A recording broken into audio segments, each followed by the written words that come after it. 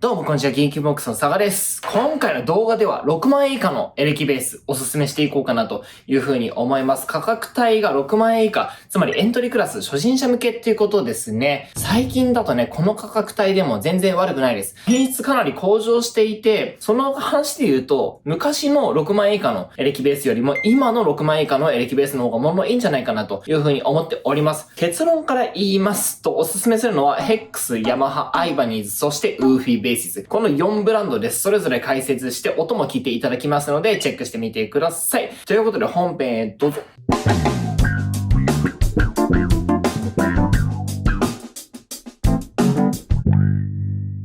おすすめのブランドなんですけれども、まずはウーフィーベーシズからですね。ウーフィーベーシズなんですけれども、GIB のオリジナルブランドでございます。製造は中国ですね。はい、これもかなり選んでいい工場を探したんですよ。もうずっと前に。で、そこからもう何回も製造を繰り返して、で、もっとこうしてほしい、もっとこうしてほしいっていう話をしています。で、元よりね、正直言って製造原価は上がってきてるので、価格帯はね、昔一番最初より上がっちゃったんですけれども、クオリティも上がってます。僕たちが工場にこういうリクエストをして、もっとこうしてほしい、ずっと言い続けてるから、だからね、やっぱり質としては上がってきてますね。値段も少し上がっちゃったんですけどね。で、1シリーズっていうのが低価格帯のブランドとして展開しています。工場でね、物作るじゃないですか。これをそのまんま売るとやっぱダメなんですよ。すごく重要なのは検品とクオリティコントロールで、検品はまず工場出荷時点で1回やってます。そして違う中国の業者もう1個挟みました。これね、最初はやってなかったんですけど、最近やり始めました。はい。で、その後日本に来てからもう1回検品します。この3回の検品全部通ったものだけ出荷していくことになりますね。しかも出荷の前にナットとかフレットとかネックとかピックアップとか大事なところすべて日本で GIB の職人が全部調整し直します。そこのクオリティコントロールの部分が非常に重要になっているわけなんですよね。そこをしっかりできているのがウーフィーベーシズのすごくいいところかなというふうに思います。そして伝送系。これね、トラブル起きやすいんですよ。しかも初心者の方ってトラブっても何が悪いのかわかんないじゃないですか。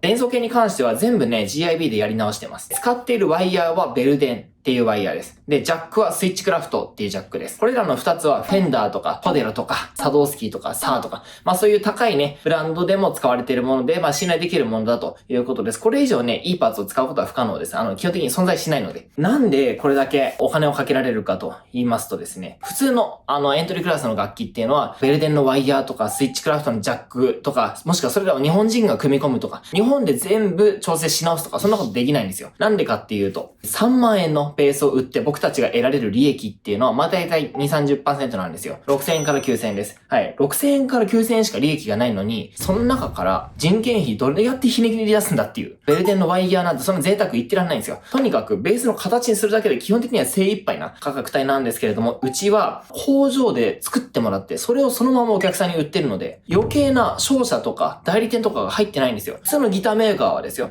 ギター工場に作ってもらってギターメーカーに入荷して、それを代理店にお願いして、その代理店が楽器屋さんに卸して、それを消費者に売っていくっていう、すごくね、関わってる会社が多いんですよ。でもうちの場合は工場と僕たちだけなので、その分ね、値段も安くできますし、クオリティコントロールだったり、こういうね、組み込みの精度の高さだったり、そうしたところにお金を使えるわけですね。ウーフィーベーシズの1シリーズなんですけれども、結構ね、いろんな種類があります。ジャズベースのモデルのキャバリア4、キャバリア5、プレシジョンベースのモデルのウーフィー4、ウーフィー5、ショートスケールのプレシジョンベースであるパップ4、プードル5とか、プードル4とか、たくさんありますから、自分の好きなスタイルを自分で選ぶことができますとても良いですね。ちなみにですね、ウーフィーベーシズにはクラシックシリーズっていうちょっと上の価格帯のものもあります。10万円ぐらいです。すごく出来がいいんですよ。もっとフェンダースタイルでかっこいいんですけれども、中国の工場で作っているんですけど、その工場とちょっと取引がなくなりそうで終わりです。ディスコンです。でもおすすめだからそれもね、チェックしてみてください。今回紹介するのは何かって言いますと、キャバリア4とウー4ですね。はい、さっきご説明した通り、ジャズベースモデルとプレシジョンベースモデルだということですね。こいつらはね、3万円台で販売しております。4万円あれば、とりあえずベース始められるんじゃないかなというところですね。気になるのが音だと思いますので、どちらの音もね、聞いてみてください。GIB の職員に弾いてもらいます。トン。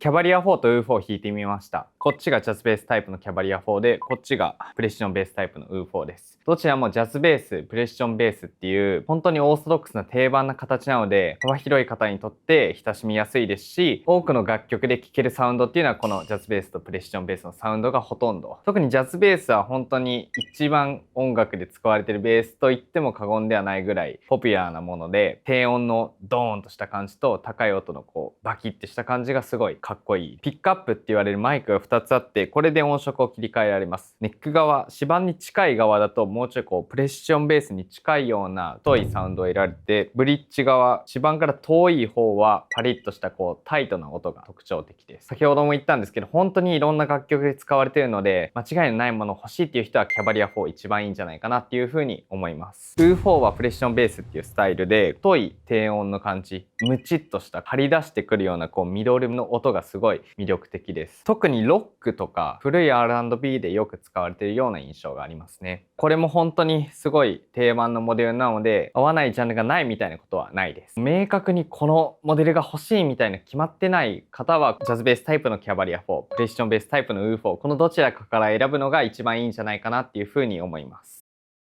続いて紹介するのが HEX ギターズというブランドですね。はい、HEX はね、韓国系のブランドなんですけれども、インドネシアに自社の工場を持ってます。それを僕たちが仕入れて、そして売っていると、皆さんに。僕たちから卸したりはしてないです。日本で販売してのうちだけです。だから、さっき僕が説明したのとすごく似てますよね。省流が短いんですよ。もう自社で作って、それを僕たちに販売を委ねて、そこから売っていくっていう。さっきと会社の数は同じですね。最近ね、インドネシアの工場かなりね、熱いんですよ。この後ヤマハとアイバニーズ紹介しますけど、そこら辺もね、インドネシアで作っていてめちゃくちゃ評価高いです。この間僕もインドネシアのヘックス工場行ってきたんですけど、はい、すごい良かったです。日本側からのリクエストとして、もっとこういう風に弾きやすくしてほしいとか、もっと原稿を下げられるようにしてほしいとか、そういうリクエストは常に彼らに出しています。ヘックスギターズですごく売れたのがヘッドレスのシリーズなんですよ。でも今回紹介したのは普通のヘッドがあるジャズベースモデルですね。B305 というモデルです。まず大きい特徴がですね、5弦だっていうことですね。そしてネックがローステッドメイプルネックという風になっています。ローステッドメイプルネック何かと言いますと、高温で処理をして水分をバーンって飛ばしたネックなんですよね。ローストっていう名前の通り、オーブンみたいなやつでね、焼いてるんですよ。ヘックスの工場へ行くと大きい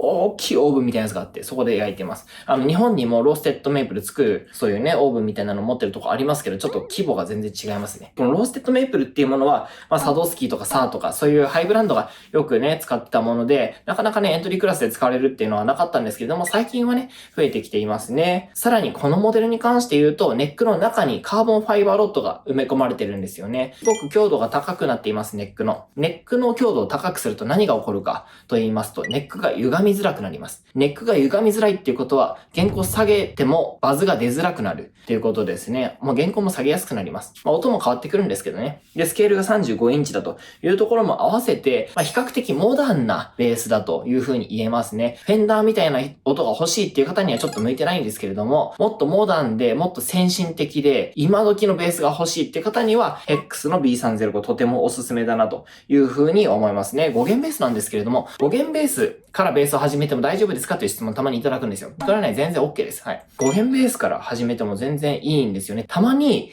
4弦ベースも弾けないのに、5弦ベース持ってて大丈夫ですかみたいなことをね、意地悪なこと言ってくる人いるんですけれども、そんなの無視して大丈夫です。はい。5弦ベースいきなり弾き始めても大丈夫です。値段が税抜きで54,000円だと、はい、いうことでございます。HEX ギターズかなりおすすめなのでね、よろしければチェックしてみてください。ということで、音をどうぞ。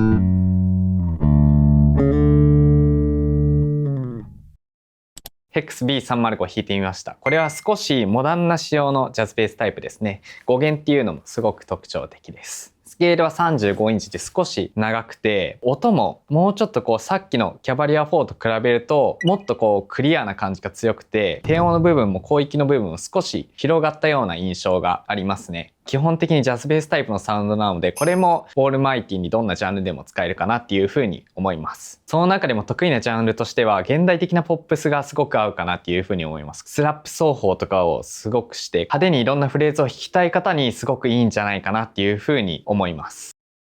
続いて紹介するのがアイバニーズの SR というモデルですね。はい。アイバニーズなんですけれども、世界中の名だたるアーティストが愛用しております。例えば、ミスタービッグのポール・ギルバートとか、スティーブ・バイとか、他にもね、もっとたくさんいらっしゃいまして、ベースもね、ちょっと存在感薄めなんですけど、ギターよりも、かなり使われてます。例えば、ゲイリー・ウィルスとか、サンダーキャットとか、割とギターの方はメタルの人が多いんですけれども、ベースはね、ジャズ系すごく多いんですよね。アイバニーズの中でめちゃくちゃ有名なシリーズの一つが SR というモデルなんですよ。SR 何かっていうと、ずーっと昔から作られていて、ちっちゃいんですよ、ボディが。ネックが細いんですよ。弾きやすいんです。大変じゃないんですよ、ベース弾くのが。音はどうなんだっていうと、ピックアップはじめとして伝送系がかなり作り込まれているので、弾きやすくて、そして音もいいと。すごく論理的に作られてるというか、破綻してないんですよね、言ってることがあっちこっちで。はい。ネック細くしてボディちっちゃくしたら、弦ならなそうじゃないですか。なんかしょぼそうじゃないですか。でもそこは、ピックアップをすごく強くてパワフルで、キャラクターの濃いものにすることでバランスをとってると。こういうやり方してるところね、ハイエンドのブランドにもいくつかあります。僕はね、すごく素敵だなと思いますね。価格様々なんですけれども、安いものだとね、5万円以下でもちろんあります。高いモデルもあって、それもね、すごく音いいなっていう風に思いますね。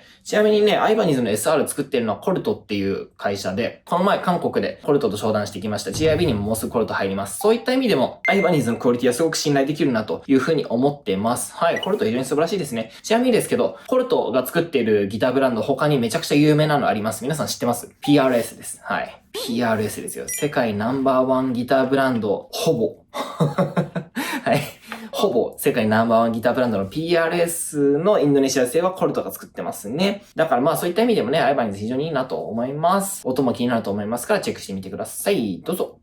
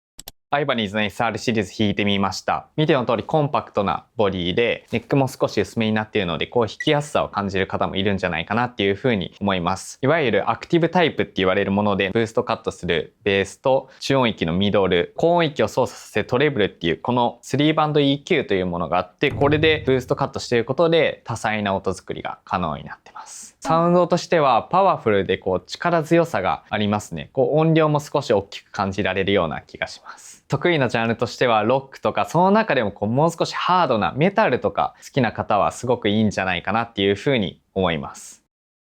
続いて紹介するのがヤマハですね。はい。ヤマハもね、日本を代表するギターブランドの一つですよね。アイバニーズと同じぐらい世界中で人気があります。ヤマハ、どんなアーティストが愛用しているかと言いますと、ネイザン・イーストとか、ジョン・パティトゥッチとか、あと亀田誠二さんなんかもヤマハユーザーで有名です。ヤマハのベースはプロユーザー多いですね。BB っていうモデルが今回紹介したいものなんですけれども、これもね、もうロングセラーです。ずーっと前から作られ続けていて、アップデートされ続けていて、現在も新しいモデルが作られ続けているというね、はい、超ロングセラーです。多くの BB は PJ ピックアップのレイアウトになっていますね。PJ ピックアップ何かって言いますと、プレシジョンベースの P、ジャズベースの J、P と J、こいつら合わせて PJ だということですね。プレシジョンベースらしいのぶとさと、ジャズベースらしいシャープな音、どっちも出すことができるというね、もう本当にコスパがいいというか、一石二鳥というか、すごくお得なベースだなというふうに思いますね。どんな音楽も一本で対応したいみたいな人にはね、このモデルすごくおすすめだなと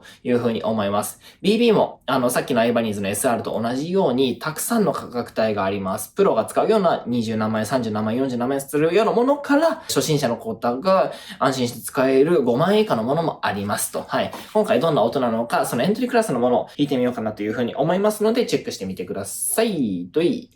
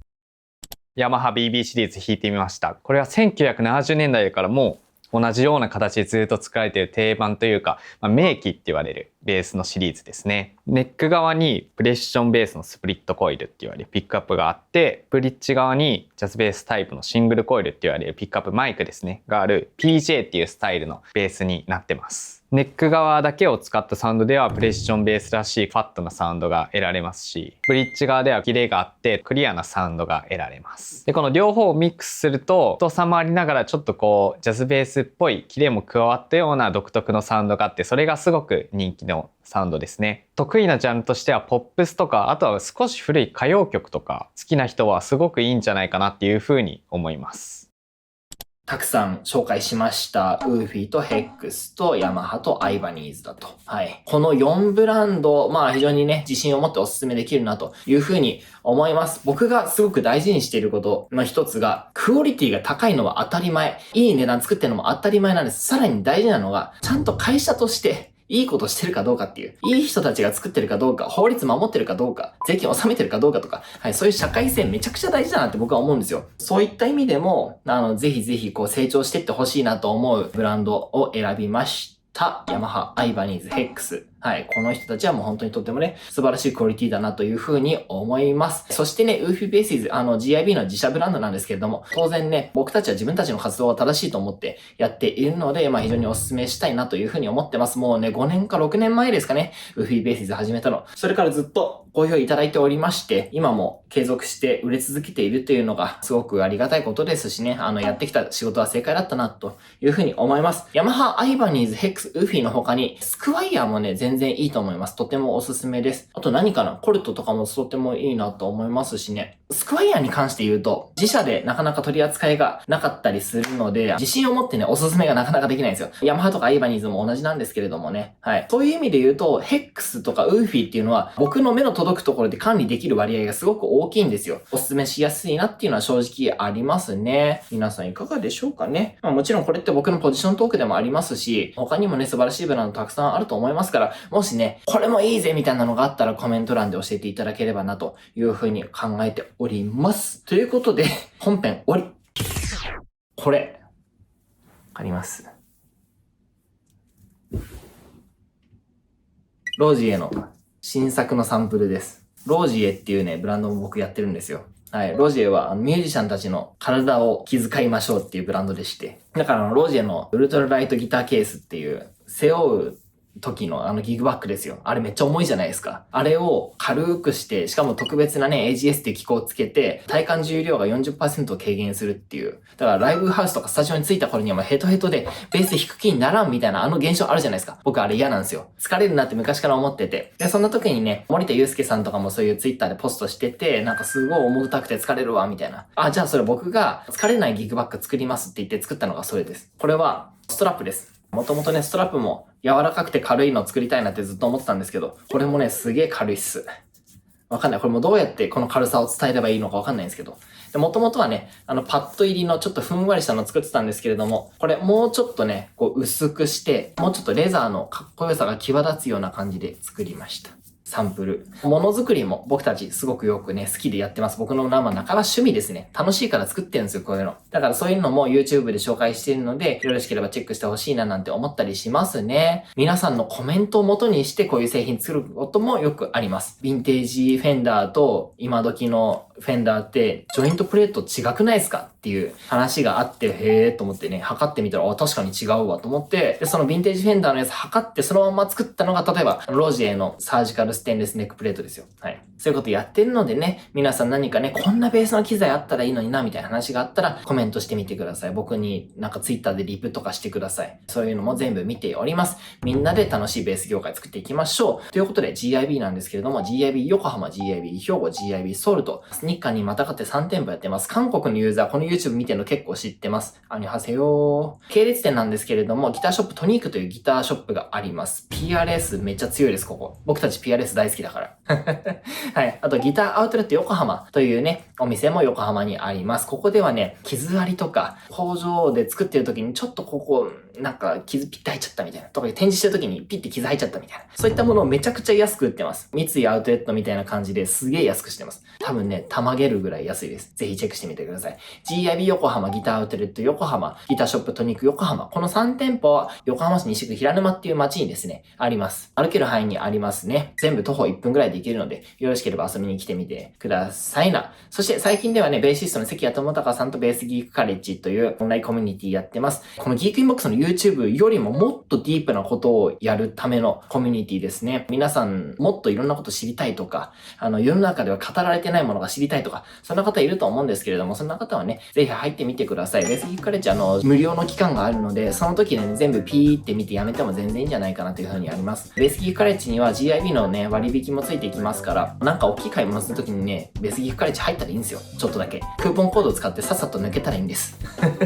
はい。そういうのもありだなという風に僕は思いますからね。皆さん賢く生きていってください。ということで、最後までご視聴いただいてありがとうございました。皆さん、また次の動画でお会いしましょう。バイビー。